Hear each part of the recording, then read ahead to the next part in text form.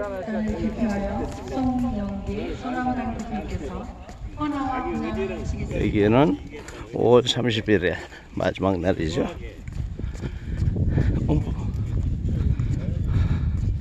정율 소나무당 대표께서 지금 헌화하고 계십니다. 네, 맛있어요.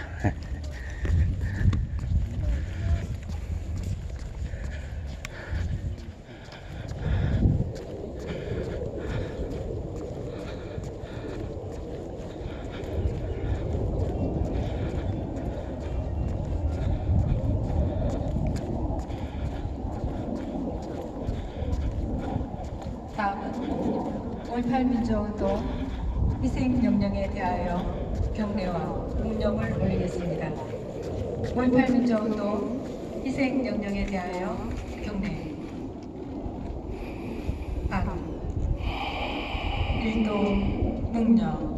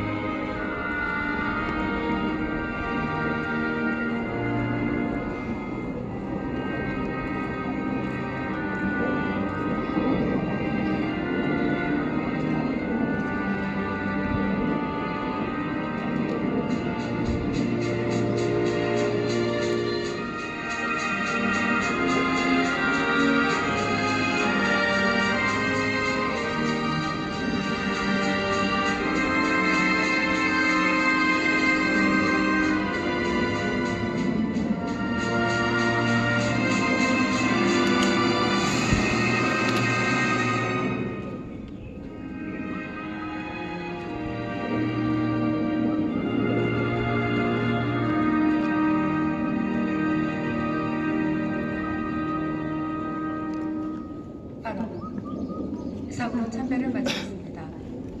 여러분 환영합니다. 관리소장입니다.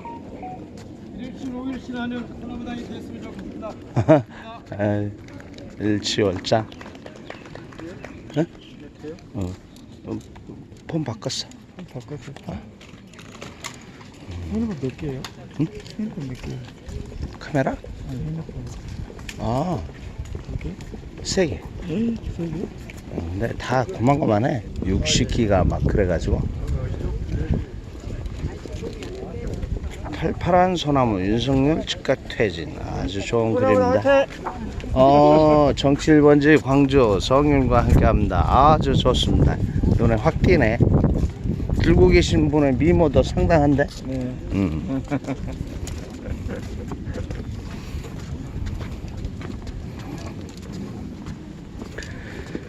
만납겨.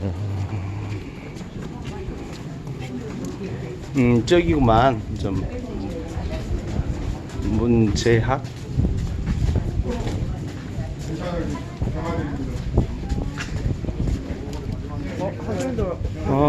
학생들 불의에 맞서는 그런 정의로운 사람들이 되거라. 엄청 바쁘세요.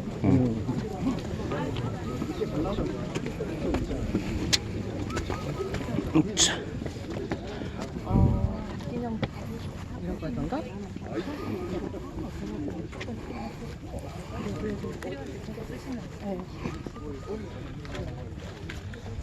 그러지.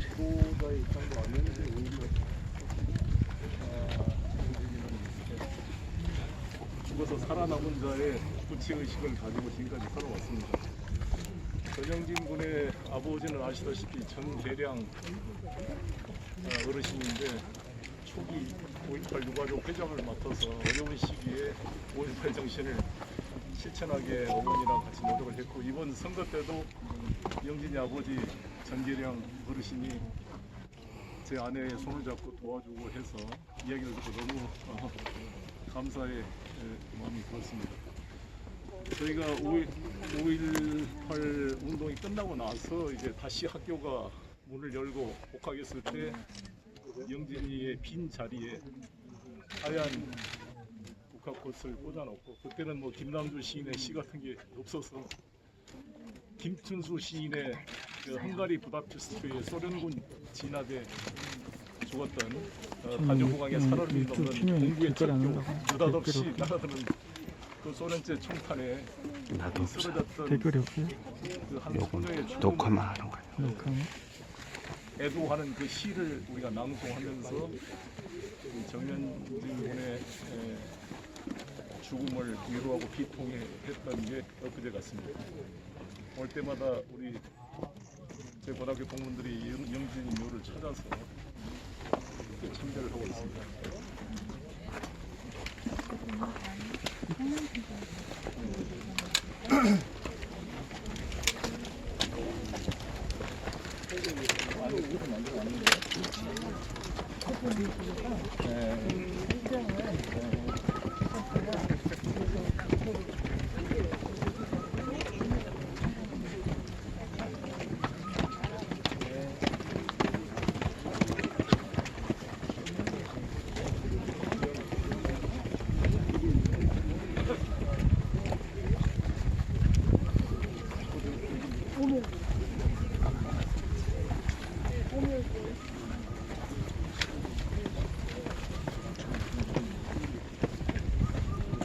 아, 키가 엄청 크시네.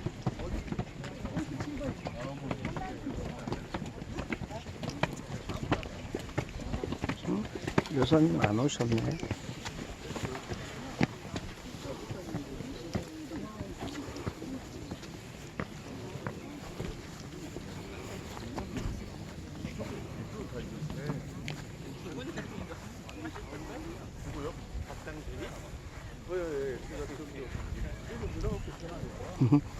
벌써 딱 차를 잡아보네. 오, 조심 조심 조심. MBC 다치면 안 돼.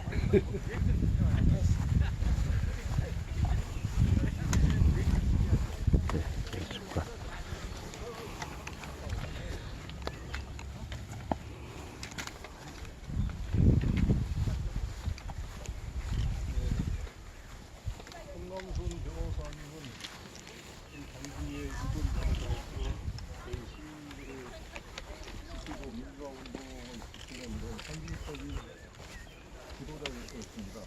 저도 변호사지만 어려움에 처해 있는 사람의 변호를 해준다는 것 자체가 얼마나 소중한 일인지 저도 고립된 상태에서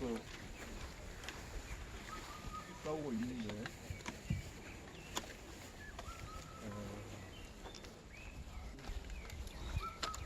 엊그저께 한동수 대검 감찰부장 출신의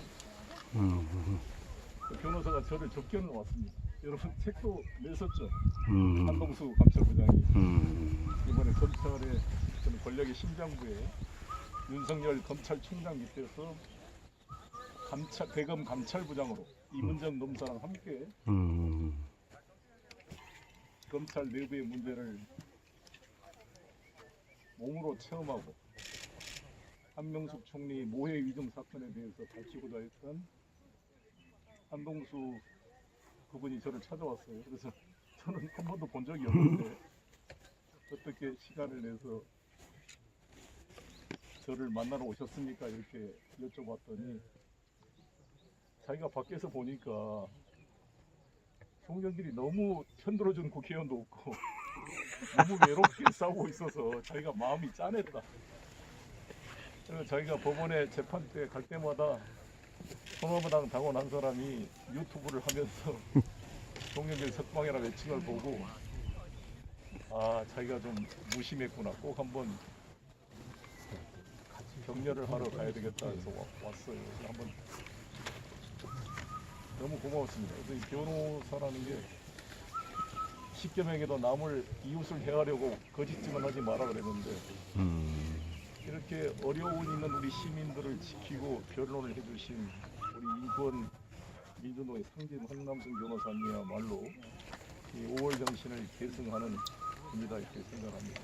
저도 살아계실 때 몇 번 뵙고 그랬는데 이제와 인사를 드립니다. 여기는 사모님. 그러시구나.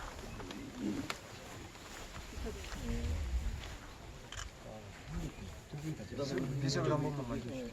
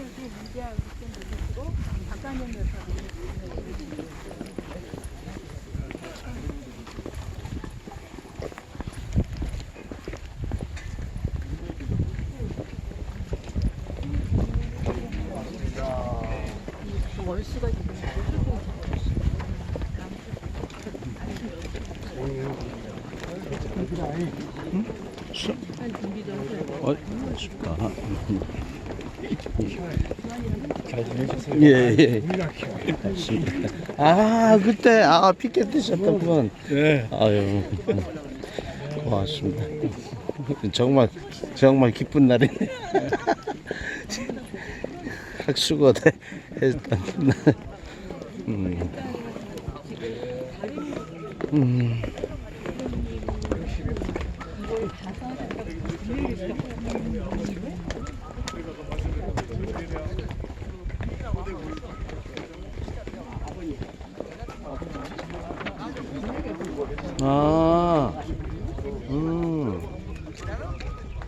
아버지시구나.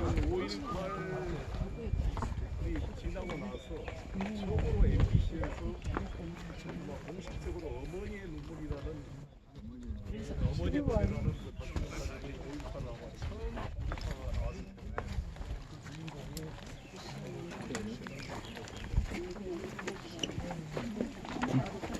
그 주인공이 참그 가슴이 무거워한 게 제가 2009년도에 연세대학교 나가라고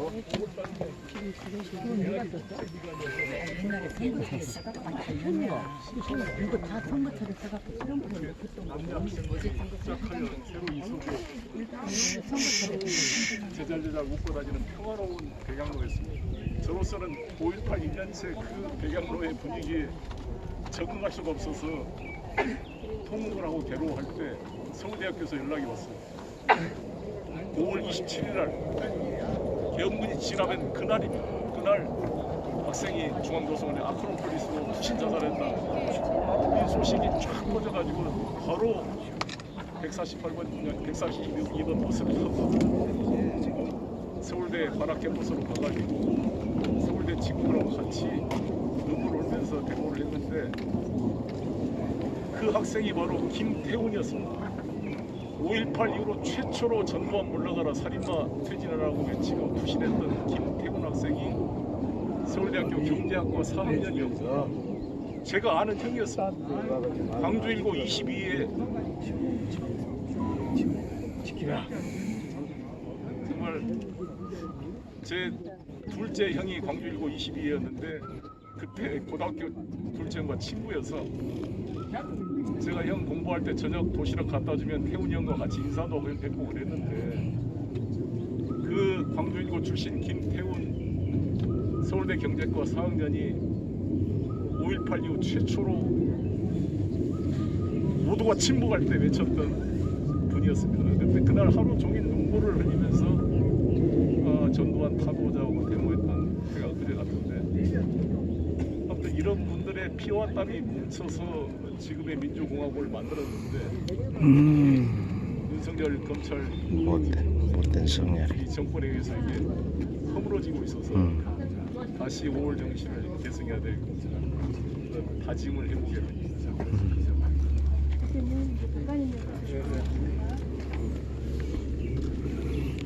이쪽으로 오십시오.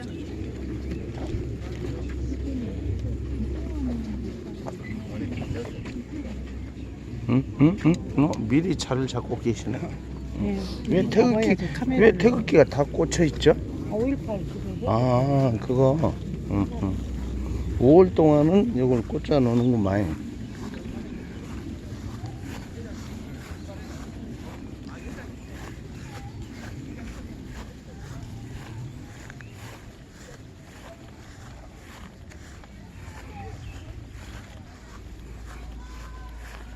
박관현 연수는 아시다시피 전남대학교 총학생회장으로 5월 정신에 계승해서 학생운동에 선봉에 섰던 선배님이시고 박관현 선배가 도루마기를 입고 연설을 하면 그 별명이 민주주의의 새벽열차 박관현이었습니다. 박관현 선배의 포효하는 그 목소리를 음성으로 들으면서 저희들의 가슴이 두근두근 뛰었던 시절이 기억이 납니다.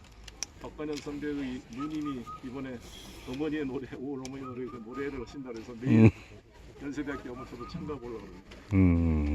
그다음에 그 제가 말씀드린 김태훈 그 문제하고 뭐 저기입니다.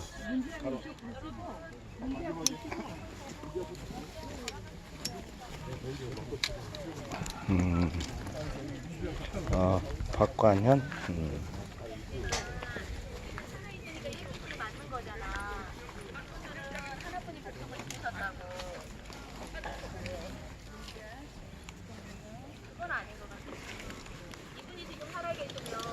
제가 방명록에 썼던 그 문제학 군입니다. 당시 5월 27일 날 도청을 지키다가 사망했던 광주 상고 1학년 학생이었습니다. 제가 고등학교 3학년이었으니까 저보다 2년 후배이신 분인데 어머니가 재아가 빨리 집에 가자고 도청을 찾아왔더니 친구들이 죽었는데 저 혼자 어떻게 도망갑니까? 이 얘기를 지키겠습니다. 그래서 윤성원 선배랑 함께 5월 27일 새벽에 금난로를 통해 들어오는 계엄군의 탱크 소리에 얼마나 떨리고 겁이 나고 무서웠겠습니까? 친구와의 의리를 또 상원 형과의 관계에서 마지막까지 도청을 지키다 사망한 어린 문제학군의 그 두려움 속에서 발휘했던 그 정의와 용기를 기억하고 계승해 가도록 하겠습니다.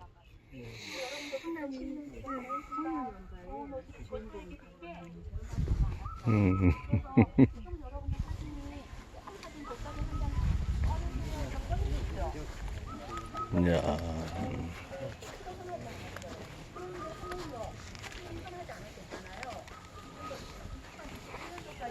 영정이 없었어요. 근데 이분의 큰형이 집을 청소하다가 가족 사진을 찍은 사진을 한 장 발견한 거예요. 그러니까 이분은 그 당시 초등학교 4학년이었지만 이 사진 영정 봐보세요. 초등학교 4학년 때보다 훨씬 더 어렸을 때 찍었던 사진이에요. 그 사진을 영정으로 쓰고 있는데 전재수님은 여러분들보다 더 어린 그렇다면 4학년 학생이 직접 시위에 참여했겠어요? 그러지 않았어요. 그러니까 처음에 우리 기억력이 늦어지면서 뭐라고 했어요? 요즘 대학교에만 수교력이 늦어졌다고 했죠. 학교 가지 말라고. 그런데 고등학교, 또 시간이 지날수록 고등학교, 중학교, 초등학교에서는 수교력이 늦어졌어요. 학교 오지 말라고. 근데 학교 오지 말라고 하는 거 너무 좋죠. 직장도 사고, TV도 보고, 게임도 하고. 이 김태훈 이 돌아가신 날짜가 1980년 5월 27일입니다. 제가 말씀드린 대로 1년 전 80년 5월 27일 날 계엄군에 의해서 도청이 진압된 바로 그날 맞춰가지고 5월 27일 날 5월 정신 계승하자고 표시했습니다. 사실 요즘 젊은이들이 생각할 때 서울대 경제학과 그때 4학년이면 모든 그때 경제가 성장할 때라 대기업에 다 취직이 가능하고 정말 자기 인생을 즐기면서 대학 축제에 참여해서 이 학생들과 같이 상상 파티하고 그럴 수 있는 정말 특권을 갖는 존재인데 그 역사의 부름과 아픔을 견딜 수 없어서 침묵하는 81년 전두환 정권 바로 1년차 때 이렇게 최초로 전두환 군사독재의 죄상을 밝히고 표신했던 이 김태훈 학생의 정신은 우리 젊은 대학생들에게 너무 귀감이 되는 그런 분이 아닌가. 지금도 그때의 81년 5월 27일이 너무 저한테 생생하게 남아있어서 이야기를 했습니다.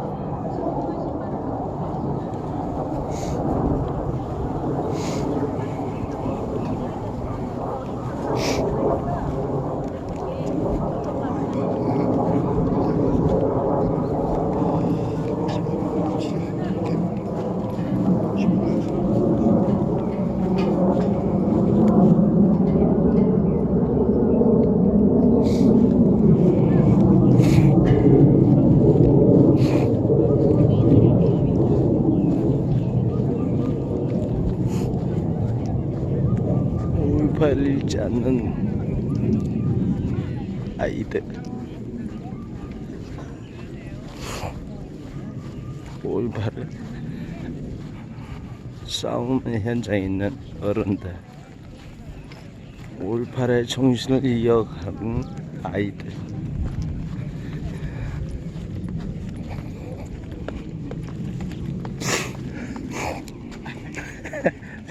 다시 한다.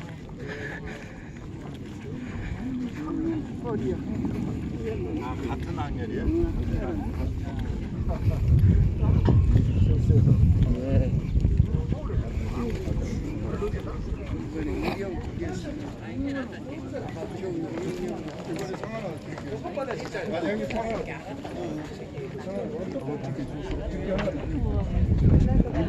나도 아니 현실감이 없는 친구라. 그랬을 때 받은 진짜 한번 가보면 이렇게 나왔다는 게. 맑은 바람이랑 마음 같은 게 고맙습니다. 아이들은 말 잘 듣지요? 어려워하지 말고 밥상은 많을수록 좀 네, 그렇습니다. 밥상은 우리 강 대장님은 일거리를 하나 더 만나갖고 더 바빠서 어떠실까요? 이런 바쁨은 아주 좋습니다. 예. 날마다 이런 날만 있으면 좋겠습니다. 우리 김태 보고 막 올려보라게 하고 김태 보고 막 올려보라게. 네. 많이 인정을 해줘야 내가 인정하면 그만이야. 아주 건강하시네.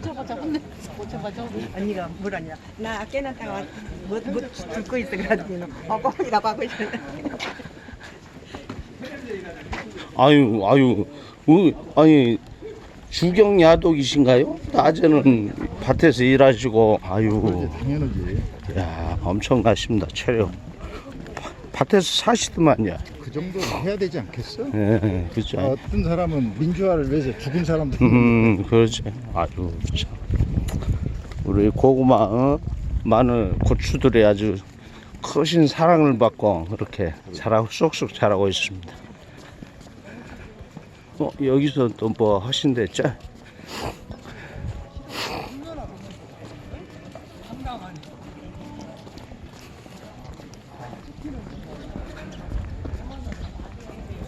역사에 뭐 화장실가 있구나.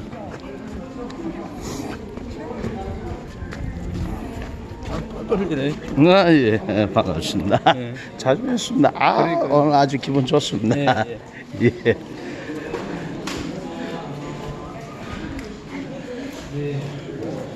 저희가 민주분 앞에서 시간이 촉박해서 드리지 못한 말씀도 있고 기자 여러분들께서도 질의하실 내용들이 좀 많이 있을 것 같아서 이곳에서 추가로 편하게 말씀을 나눌 시간을 갖도록 하겠습니다. 네, 모두 말씀하셨기 때문에 질의응답을 바로 공부하라고 말씀하십니다.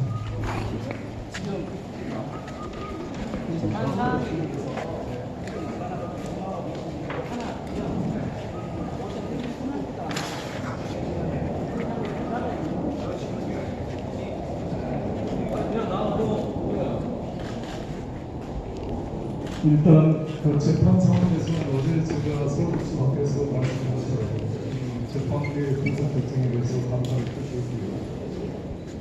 불구속 상태에서 저희 방어권 행사하는데 더 이제 구속되는 보다는 훨씬 나은 상황이 됐습니다. 병원인들과 잘 상의해서 개인 호소하겠습니다만 제 재판은 두 가지로 나갑니다. 하나는 법리적 대응이고 이제 사실관계에 대한 대응인데 둘 다 제가 문제를 주장하고 있고요. 기자 여러분 아시다시피 보통 피의자나 피고인들이 이번에 김호중 가수 구속을 보더라도 처음에는 부인하다가 일단 구속이 되면 약해져가지고 대부분 시인을 또 기소가 되면 또 더 약해져서 검찰이 중형을 구형할 것이 겁이 나고 또 별건 수사를 할까 겁이 나서 또 타협합니다. 대부분이 그렇지 않습니다. 근데 여러분 아시다시피 저는 작년 4월 24일 날 파리에서 귀국한 이후로 단 한 번도 제 주장이 바뀐 적이 없습니다. 일관되게 돈봉투 사건은 잘못된 일이었다. 제가 정치적으로 책임을 집니다. 또 저로 인해서 발생하기 때문에 미안하다 주민분들에게. 그리고 그 책임을 지기 위해서 이미 당대표도 사임했고 국회의원도 사임했지만 마지막 남은 당적도 탈당하게 당의 부담이 되지 않기 위해서 그렇게 와서 지금까지 온 거 아닙니까? 그래서 저는 제가 구속됐을 때는 억울하고 답답했지만 돌이켜보면 제가 구속이 안 됐으면 저 때문에 저희 주변을 계속 뒤지고 내가 구속될 때까지 별건에 수사를 사냥하듯이 검찰이 할 걸로 봤기 때문에 제가 구속돼서 감사합니다는 기도가 나오더라고요. 왜냐하면 제가 구속됐기 때문에 제 주변을 더 이상 괴롭히지 않고 수독이 됐기 때문에. 그래서 내가 구속이 안 됐으면 얼마나 주위 사람들을 더 괴롭혔을까.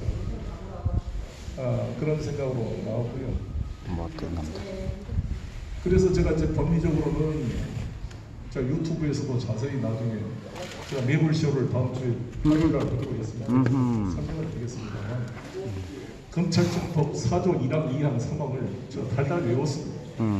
소위 검수완박이라고 그렇게 요란을 들었던 윤석열 정권 2022년 3월 9일 당선되고 5월 9일 취임 전 2개월 동안에 개정했던 검찰청법 개정안, 이 입법 취지와 얼마나 저의 기소와 수사가 법률에 위반된 것인지. 그래서 저는 저에 대한 기소, 소위 돈봉투 사건에 대한 기소는 돈봉투와 아무런 상관이 없는 이정근과 박우식 간의 채권 채무 관계 알선수재 사건에서 상망리의 로비 파일을 별도의 영장 발부 없이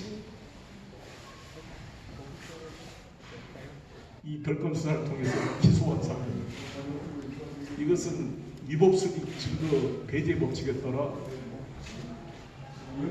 증거 능력을 부정해야 할 사건입니다.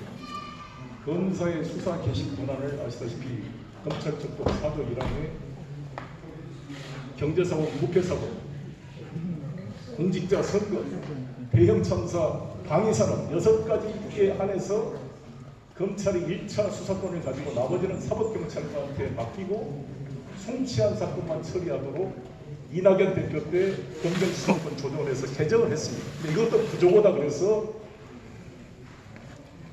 그때 윤호중 박지원인가 그 비대위원장 체제에서 저는 그때 국회의원을 사임했습니다.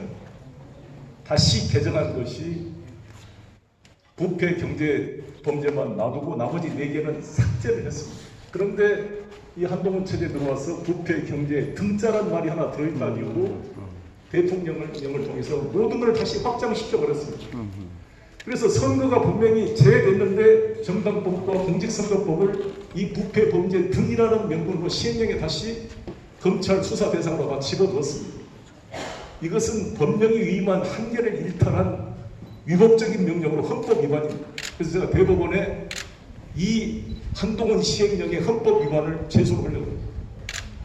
그러면 어떻게 정당법과 공직선거법이 일부러 입법자가 선거를 제외했음에도 불구하고 검찰이 1차 수사 개시를 할 수가 있는가? 이것은 법령에 위반된 기소이기 때문에 형사소송법 327조 1항의 2호에 따라 법령에 위반된 공소제기로서 공소기각 판결을 해야 될 대상임을 주장할 것입니다.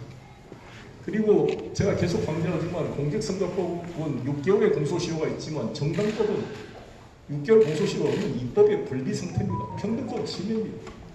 아니 3년 전 전당대회 내부 잔치 사건을 가지고 무슨 이게 대역 범죄인 것처럼 검사들이 그저께 7명, 9명이 나온다고 그러던데. 아니 반부패 수사 검사들이 이 고급 인력들이 국민 세금으로 월급 받아 쓰고 업무 추진비, 특활비 갖다 쓰면서 하루 종일 법정에 앉아 있는 거 보면 이게 대한민국이 제대로 돌아가는데 이 정말 부패 범죄나 중요한 범죄를 마약 범죄나 수사해야 될 이 특수부 검사들이 하루 종일 앉아가지고 송영길을 어떻게 유죄를 만들어 보려고 안간힘을 쓰면서 한 게 참 열심히 산다는 생각이 드는데 이것 자체가 저는 검찰청법을 위반한 법률에 위배되는 행위를 하고 있다. 그래서 이것도 헌법소원을 또 위헌법령 심사 청구를 제가 바로 이제 다음 주부터 준비를 해보려고 합니다. 그래서 법률로 싸우고 그 다음에 이제 구체적인 재판에서 하는 거는 재판부를 존중해서 재판에서 다투겠습니다만 기자님들이 이정근 증인 신문을 가지고 박용수 증인과 박용수 전 보좌관은 송영길한테 보고한 사실을 떠들었는데 이정근 증인은 보고했다고 진술했던 거에 대해서 어떻게 생각하느냐, 이게 아마 언론의 주요 관심 사항인데, 그래서 지금 법정에서 잘 다투겠습니다. 그리고 그 문제는 그 진술의 신빙성에 대해서 좀 다투고 있다는 말씀을 드리고, 제가 이정근 증인을 보니까 너무 마음이 아프고 안 되더라고요. 완전히 몸이 뼈시장 마르고 얼굴이 휘시돼 있고, 얼마나 검찰에 시달렸으면 저렇게 됐을까.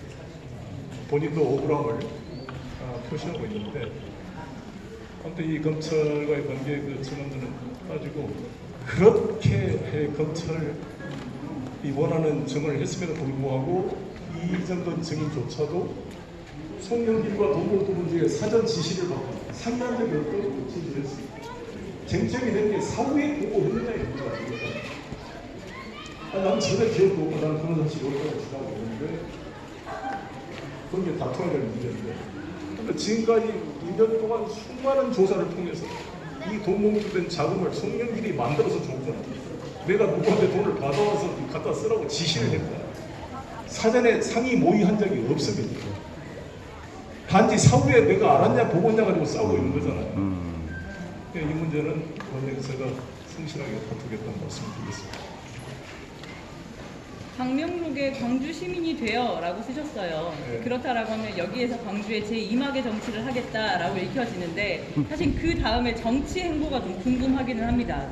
내후년에 광주시장 선거도 있고요. 뭐 계획이 서지 않았더라도 말씀해 주시면 좋을 것 같은데요. 일단은 뭐 제가 다음 정치 행보를 논의할 단계는 아니고, 성실하게 법정에서 대응해서 제가 무죄 판결을 받을 수 있도록 최선을 다하겠다는 말씀을 드리고, 그동안 손혜원 비대위원장과 많은 이제 동료들이 손아보다는 창당에서 고생했는데, 제가 감옥에 있어서 이 창당 과정도 잘 모르고 그냥 간헐적으로만 들었기 때문에 어떻게 대응인지 잘 모릅니다. 그래서 그를 공유하는 시간을 갖도록 하겠습니다. 사건이 있고, 또 제가 존경하는 우리 정찬용 노무현 정부 때 인사수석이었던 분이 저의 멘토이신데, 그러셨고 다 광주 어르신들의 의견을 수렴을 해서 향후 진로를 고민하도록 하겠습니다. 시장 후보군으로 뽑히기도 하는데 건강하게 계십니까?